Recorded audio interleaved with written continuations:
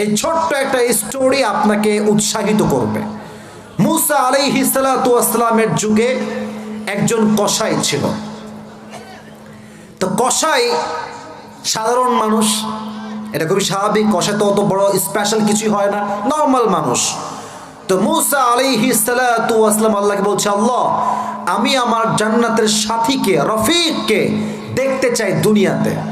আল্লাহ বললেন, ওই এলাকায় একজন কসাই থাকে, সে হচ্ছে তোমার জান্নাতের সাথী হবে। সুবহানাল্লাহ পড়লেন আপনারা সবাই?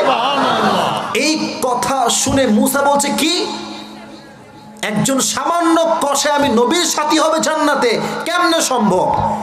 এবার মুসা আলাইহিস সালাতু ওয়াস সালাম সেই কসাইয়ের কাছে গিয়েছেন, নরমাল বেশে, যুবকের বেশে, সাধারণভাবে গিয়ে বলছে, এই কসাই, তোমার জীবনে সবচেয়ে ভালো আমল তুমি কি করো আমাকে তুমি বলো।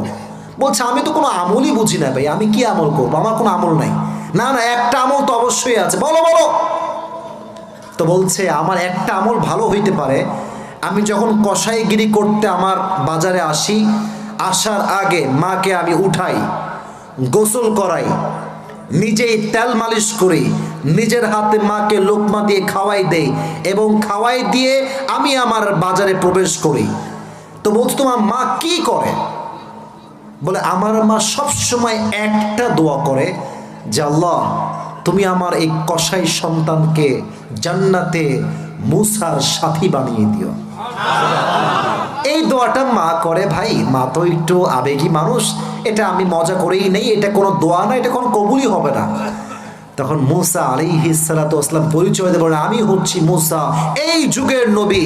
তোমার মায়ের দোয়া কবুল হবে না মানে? দোয়া তো অলরেডি কবুল হয়ে গিয়েছে। তার মানে বোঝা গেল, মা যদি সন্তানের জন্য দোয়া করে, এই দোয়া কখনো বৃথা যায় না। ঠিক কিনা বলো যুবক ভাইরা? এই জন্য আমি সবার কাছে একটা পায়ে হাত রেখে আবদার করব, আল্লাহ যেন আমাদের সবাইকে আব্বা এবং মায়ের খেদমত বেশি বেশি করার তৌফিক দান করে। সকলে পড়া আমিন।